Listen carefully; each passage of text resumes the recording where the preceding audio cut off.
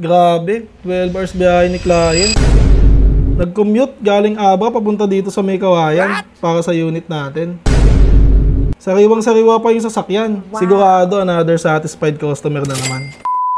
Good day mga ka-jackpot! I'm Joshua. Another day, another release na naman. 2023 Mitsubishi Expander Cross Gas Automatic. Let's go!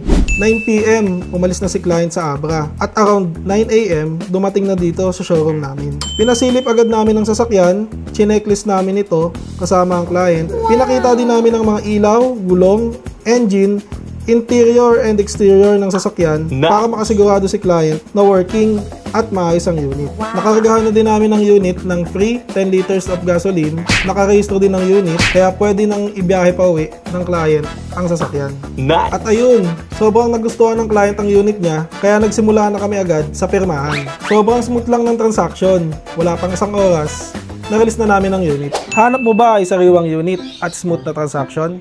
Mag-message ka lang dito sa aking Facebook account at ako na ang bahala sa'yo.